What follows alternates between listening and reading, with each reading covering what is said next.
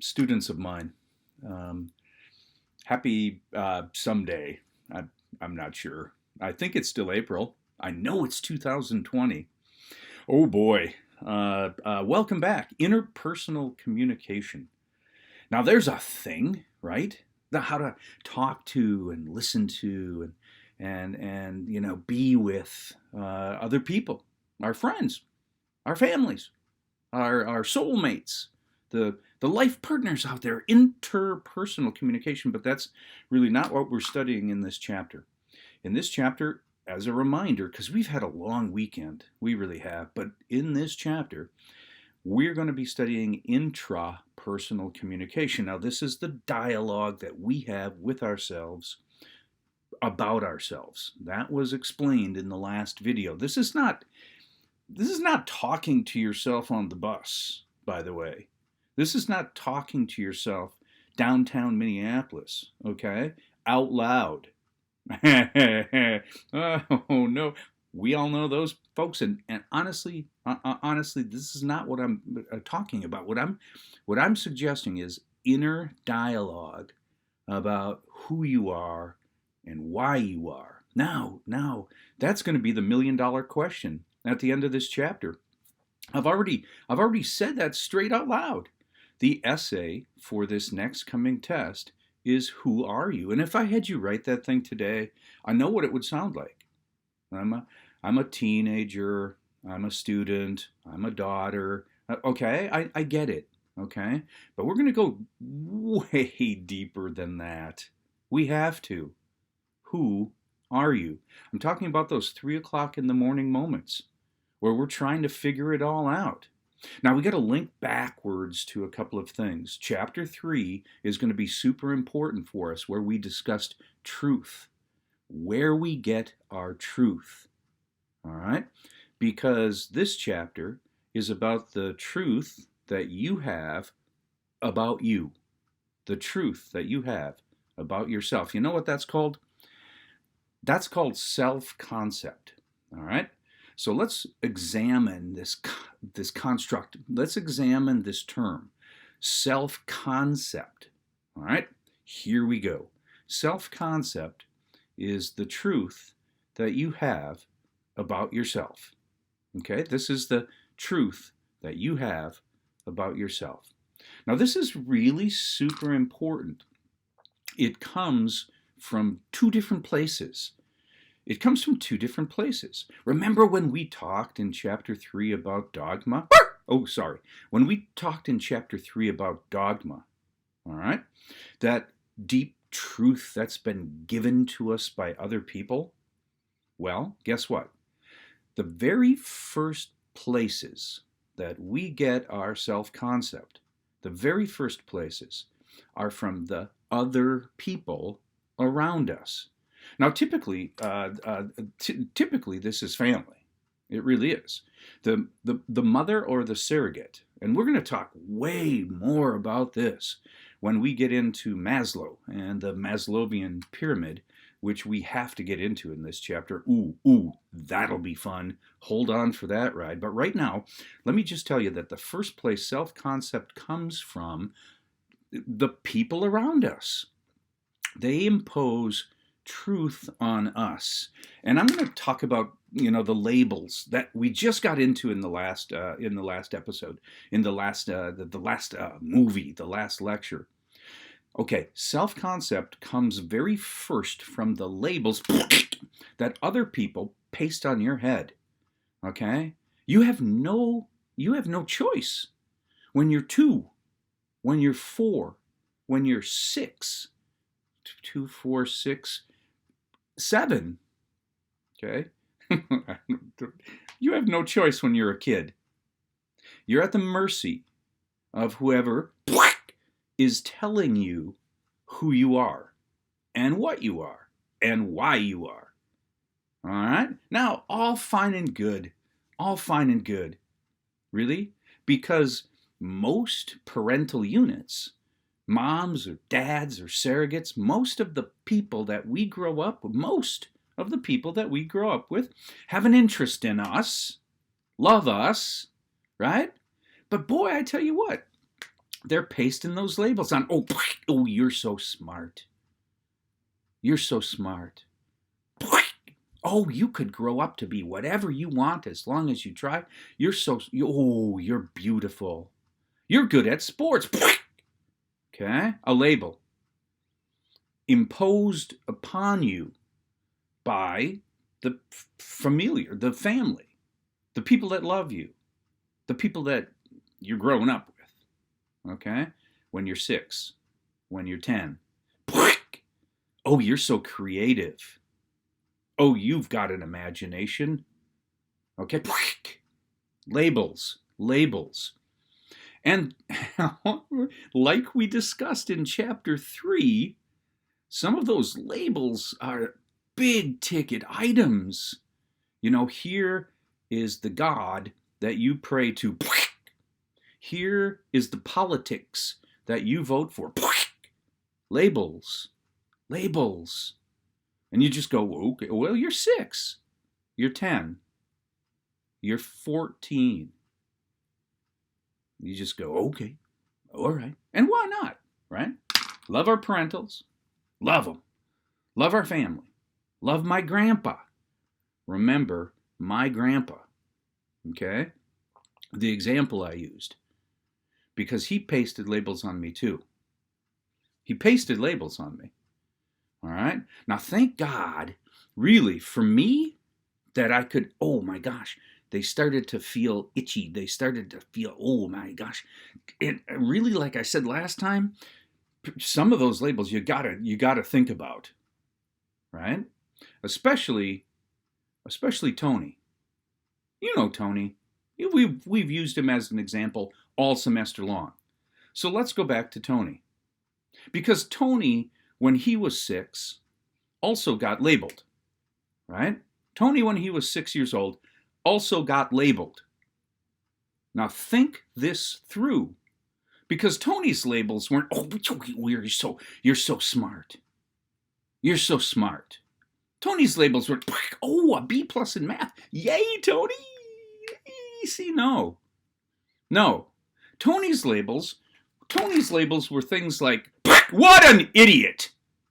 A C+. Oh my God! What a stupid idiot! That was Tony's label. Along with, why can't you be like your brother?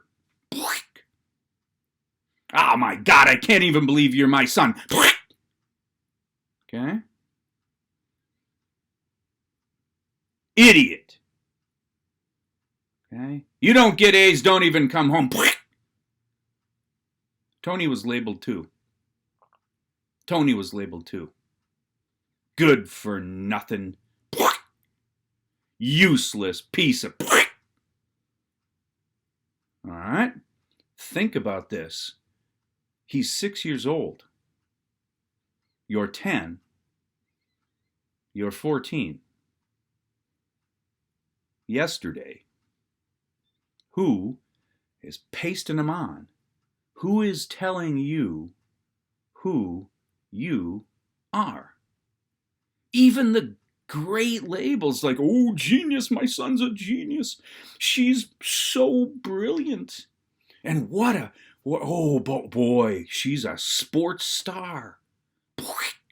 Even the good labels have got to be examined. Now, the way we examine, least I remind you, because it's super important here. Okay, the star model.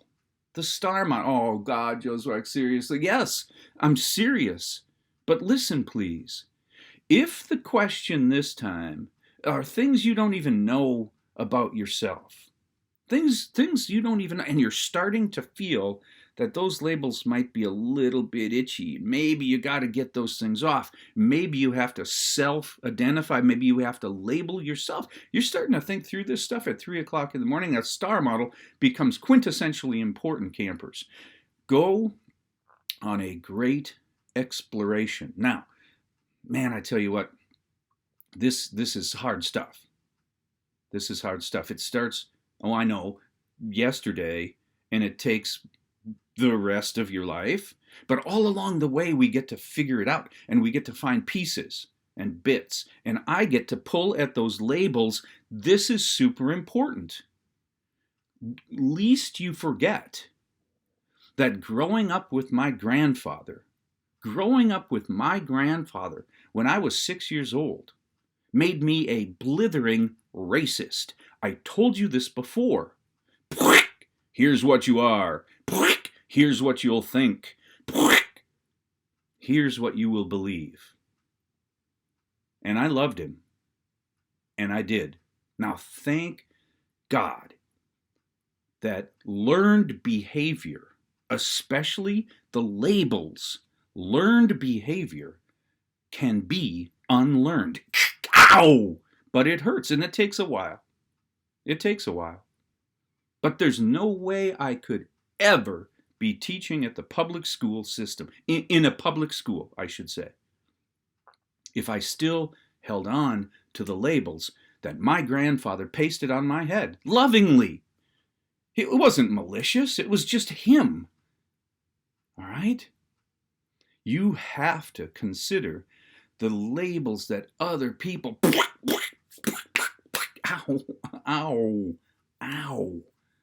have pasted on your head. Look at the second one, the other place that we get our self-concept, because this is the one I want to key in on, and this is the one that's super important. Really, quite frankly, we can, through intrapersonal discovery and communication, we can take those labels off and tell ourselves who we are and why we are.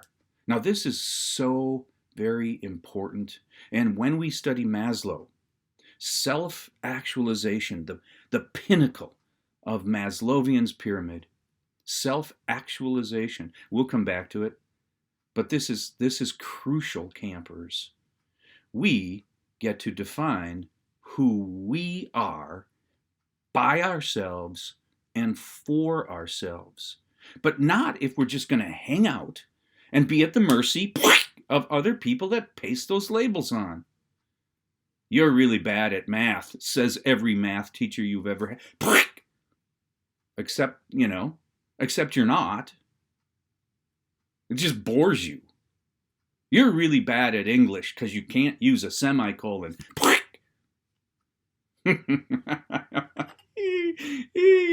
Ooh, little secret. I don't semicolons. What?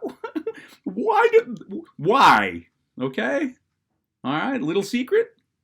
I can't spell. I can't spell my way out of a wet paper bag. My brain doesn't work that way. So every grade school teacher I ever had growing up pasted a label on me. Bad at English. Can't write. Well, it's just like, I can't think like you think. That's all. Now I'm teaching this stuff.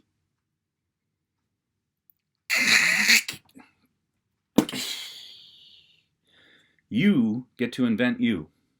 By yourself, for yourself. Now this is really super important. Look at that star model again.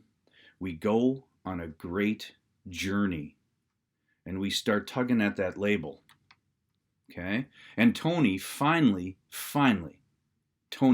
gets to go like this. Dad, I'm doing the best I can. I am not worthless. I am not stupid. I'm not my brother. Okay? I'm not my brother. And I might never be good at football. But Dad, you know what? I am what I am. And I know what I am. Wow, what a day that'll be for Tony. What a day that will be for Tony.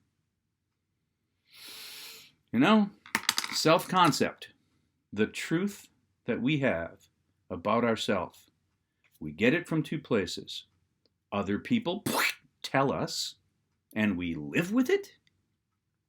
And that's really who we are?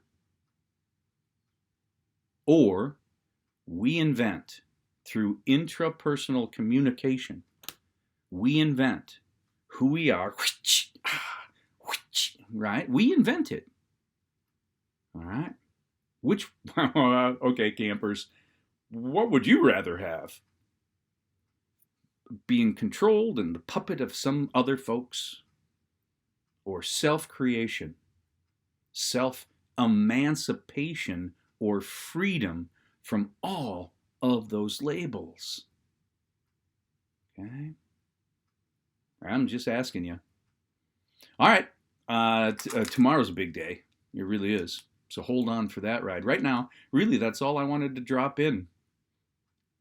Have a great and glorious rest of your day. Okay?